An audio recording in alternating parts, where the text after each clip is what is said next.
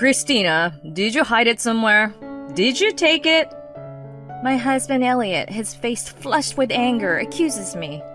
His newly purchased cherished luxury watch has disappeared from the shelf where it was stored. It wasn't me. I don't know anything about your watch. Who else could it be? You say you're working at home every day, but I don't even know what you're actually doing. Give it back, thief. I told you, I didn't take it. No matter how many times I say this, my husband's anger won't subside. He won't listen. Hearing this, my mother-in-law, Carol, who had been listening, revealed a sly and unpleasant smile. Christina, you were cleaning during the day, weren't you? Did you lose it somewhere then? Indeed, during the day, I reluctantly did it in between my work because she told me to clean. But I didn't touch my husband's watch. I told them so, but neither of them believed me. That watch was extremely expensive. Find it right away. You get no food until you find it. Wait a minute, please. No, stop. Despite my resistance, my husband forcefully... My name is Christina. I've been married to my husband Elliot for 3 years. A year ago, my husband insisted that he felt sorry for his mother living alone, and we decided to live together. I was reluctant because my mother-in-law often made sarcastic remarks, but Elliot was adamant and I reluctantly agreed. With the move-in, we bought a house with a mortgage in his name. I worked from home, and the larger house made it easier for me to do my job. However, my husband, who goes to work every day, doesn't understand that working at home is still work. He thinks I'm just playing on the internet and doesn't take my job seriously. Even when I explain my job, he doesn't get it because it's different from his. He swings around this strange idea that real work is sweating and working outside. You were playing on the internet again today, weren't you? You're a lazy type who can't work. I, on the other hand, was busy all day today. I have a lot to do because everyone relies on me. He often says things like that. For being busy and having a lot to do, your salary is kind of low. My husband earns a low wage, but he's a show-off. Before we moved in together, he was forced to send money to his mother every month. He would pay the full amount for drinks at gatherings, saying, "I'll pay," and he also has a habit of wasting money on expensive bags, shoes, and recently, a luxury watch that cost over $10,000. I've told him many times to stop and to consider our finances, but he ignores me. So when we run out of money for living expenses or loans, I pay them. Carol, who doesn't know anything about these things, takes my husband's words at face value and misunderstands that I'm just playing on the internet. Christina, if you have time to play, clean this place. Carol, I'm working now. Yeah, but even if you say you're working, you're not working outside like Elliot, so you're not earning much, right? Come on, hurry up and clean. Or, Christina, I'm meeting my friends now, so get the car ready. Chop chop. What are you gonna do if I'm late because of you? She makes me do housework or drives her around even when I'm working, which is a problem. Hey, Elliot, your mother has this weird idea that work has to be done outside. She doesn't seem to understand the concept of working from home. I can't work like this, you know. I complained to my husband, but he only said, You should just do it for my mother. Christina, you're so petty. And the discussion didn't go anywhere after this. Then one day, my husband came home from work and stormed over to me with a red face. Christina, where did you put my luxury watch? Did you hide it somewhere? Did you take it? He was furiously angry at me, his face red. His newly purchased luxury watch had disappeared from the shelf where it had been kept. It was nowhere to be found. It wasn't me! I don't know anything about your watch! I never touch his things, so it couldn't be me. But my husband was convinced I had done it. Who else could it be? You say you're working at home every day, but I don't even know what you're actually doing. You rifled through my shelves and took it, didn't you? Give it back, thief. Like I said, I didn't take it. No matter how many times I said this, his temper wouldn't subside. He wouldn't listen.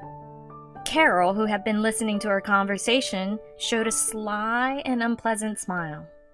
Christina, you were cleaning during the day, weren't you? Did you lose it somewhere then? Indeed, during the day, I reluctantly cleaned in between my work because she told me to do so. But I didn't touch my husband's watch. I told them so, but they didn't believe me. That watch was extremely expensive. Find it right away. You get no food until you find it. Wait a minute! Please, stop! Open up! Please! No way. Start looking in this room first. And he locked me in the room. I searched the house thoroughly, but I couldn't find his watch.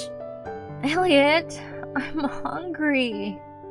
No, I told you, no food until you find it. I couldn't leave the house, so I couldn't go out to buy anything, and I was being watched, so I couldn't eat in secret. I ended up going 24 hours without food. The watch was never found, and my husband finally said, "It's your responsibility. Since you didn't find it, you have to compensate for it and pay for the watch." I couldn't afford to pay nearly $10,000 for a luxury watch when we were barely making ends meet. But no matter what I told him, Elliot insisted that I pay. I had no choice but to increase my workload. Between the heavy load of work, housework, and looking after Carol, I was worn out both mentally and physically. When I went back to my parents' place for a change of pace on my day off, my father, Samuel, immediately noticed my state. "Christina, what's wrong? You look pale." Dad, actually... I told my father about increasing my work recently, how living together was harder than I thought, how I was worried about getting along with my husband and mother-in-law, but I didn't want to worry him too much. My father listened to my story seriously. "It's hard for strangers to get along all of a sudden, but Christina, don't hesitate to rely on me if you're in trouble. You can even come back home if you want." Thanks, Dad. My father comforted me gently. Just that made me feel relieved, and I felt better. He's always there to listen, gently supporting me without being too intrusive. I can't thank him enough. A few days later, I received a call from an unfamiliar number on my smartphone. Suspicious, I answered it to find out it was from a hospital. They told me that my father had been in an accident and was in a critical condition. When I told Elliot and Carol, they urged me to go to the hospital immediately, so I headed to the hospital where my father was taken. Apparently, my father was hit from behind by a car while he was walking. The car that hit him seemed to have driven off immediately, and the police were investigating. As my unconscious father lay there, I felt a desperate need to pray. But first, I needed to contact Elliot and Carol. I wouldn't be able to return home anytime soon. I made a call home from the hospital. My husband answered the phone with a brisk voice. "Elliot, I'm sorry. My father hasn't woken up yet, so I can't come home right away." "I understand. You should stay with him. But Christina, if anything happens to your father, the inheritance will go to you, right?" Excuse me? Don't say that! Just checking. The inheritance will go to you, right? Well, yeah, but... Okay, got it. Keep up the good work taking care of him. Something about my husband's cheerful voice felt off. It was as if it was happening to some stranger, not his father-in-law. Besides, how utterly low of him to bring up the topic of inheritance at such a time. I was deeply disgusted by his words. 2 days later, I decided to go home for a while. When I arrived, I noticed Carol's car was missing from the garage. She must have gone out. As I entered the house feeling a bit relieved that she wasn't there, I was surprised to see both her and Elliot at home. Jesus! I didn't know you guys were both here! Christina, you've been cheating, haven't you? Both my husband and his mother were angry, their eyes narrowed in rage. I had no idea what they were talking about when they suddenly accused me of cheating. Cheating? There's no way I would do that! What's gotten into you all of a sudden? I know you were with a man last Friday. I had a meeting with a client for work. Is that what you're talking about? I wasn't cheating. The very fact that you were meeting a man in secret means you were cheating. You're terrible. If just meeting with someone from work equates cheating, I was beyond exasperated. But no matter how much I argued that they were wrong, they wouldn't listen. You're lying about meeting a client just to deceive Elliot. We're not falling for that. But Carol, I'm telling the truth. Liar! Get out of this house! She grabbed my arm, shoved my somehow already packed belongings at me, and tried to kick me out of the house. Hold on! You're misunderstanding! Shut up! Just get out! We'll send the rest of your things later. You should be grateful for that. They kicked me out of the house and never let me back in. Why would they suddenly suspect me of cheating? I would never cheat on my husband. Confused, I decided to go back to my parents' house. The next day, all my belongings were delivered. What's going on? Everything seems too organized. As I thought this and started sorting through my things, I noticed something strange. No matter how much I looked for it, my bank card was nowhere to be found. Why was this the only valuable item missing even though the others were there? I remembered when my father had his accident, Elliot seemed overly concerned about the inheritance. I remembered the discomfort I felt at that time. When he heard that the inheritance would go to me, he seemed pleased. Could it be that he stole my card for that reason? If I think about it this way, it makes sense that they suddenly started suspecting me of cheating. They used this as an excuse to kick me out of the house, to monopolize the inheritance. The anger began to boil within me at this realization. I clenched my fists in frustration. I couldn't forgive them for trying to take my father's inheritance away from me without even being concerned about his health. I will make them pay for this. A month later, the intercom at my parents' place rang repeatedly. When I opened the door, Elliot and Carol stormed in, their faces beet red. Hey, your bank card is not working. Care to explain? Explain what's going on, they said as they threw my bank card on the floor. So you two really did steal it. And we got a notice saying the mortgage hasn't been paid. What's going on? Of course the bank card doesn't work. I changed it after seeing how you splurge. This card right here is a decoy. The real one is kept safe here at my parents' house. And I stopped making mortgage payments when I was kicked out of the house. What did you say? My husband, furious, tried to grab me. That's when a stern voice said, "Calm down." At the sound of the sharp voice, both Elliot's and Carol's shoulders flinched. Why? Seeing my father emerge from the back of the house, they looked astounded. Surprised to see my father is healthy? He recovered from his critical condition. Indeed, my father had recovered and was able to be discharged from the hospital safely. I purposely didn't tell them about this. They seemed to think my father had died and were taken aback by his healthy appearance. I've heard everything from Christina. Elliot, what the hell is this? You didn't pay the mortgage or the living expenses, and you even stole the car planning to use my inheritance. Can't you tell the difference between right and wrong?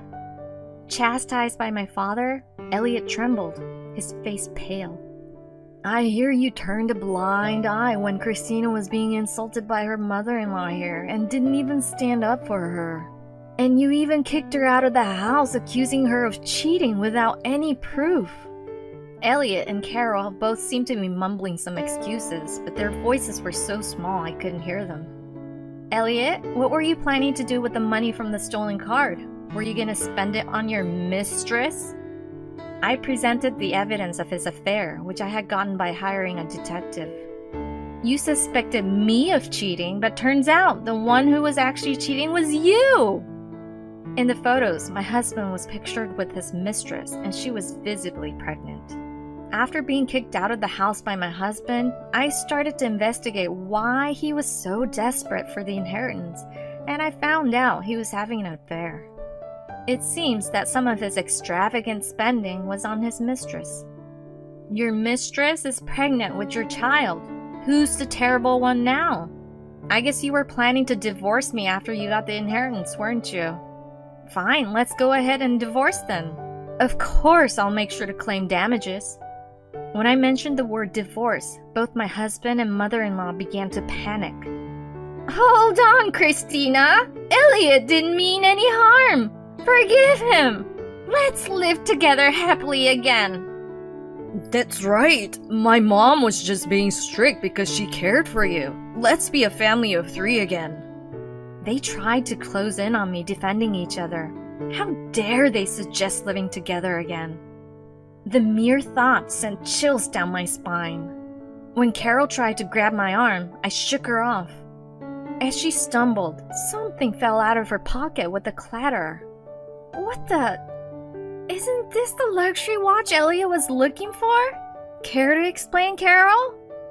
With a guilty expression on her face, she picked up the watch. This is, She fumbled for an excuse, but it was clear from her flustered state that she had stolen it. Mom, you told me Christina stole it, but it was actually you who stole it? Oh, come on. You were also the one who tried to steal Christina's bank card. I'm not the bad guy here. It's all your fault, Mom. What are you talking about? It all started because you, Elliot, were complaining about not having enough money, and your allowance was too small.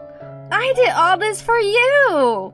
I thought Christina's dad was certainly going to die after the way he was hit. Then we could get the inheritance, and I was planning to return the watch without selling it once we got the inheritance. My father and I exchanged looks at her words. Are you saying you caused my father's accident? Did you hit me with your car? She hung her head with a startled expression. Her face was drained of color, and she was shaking. I suddenly remembered when I returned home from my father's hospital, her car was not in the garage. It was Carol who hit my father. She must have taken the car for repairs. After this, Carol was arrested by the police. As expected, her motive was the inheritance. Afterwards, I successfully divorced my husband. I received a hefty amount of compensation. My ex-husband ran out of savings and couldn't pay the mortgage, so he had to give up the house. Even though he remarried his mistress, his ostentatious and condescending attitude didn't change, and they've divorced. I heard from someone that he's struggling significantly with the alimony and child support. I have absolutely no sympathy for him. Rather, seeing him, I learned that if you make others unhappy for your own vanity and money, you will certainly face retribution. As for me, I met a wonderful person afterwards, and am now living happily ever after.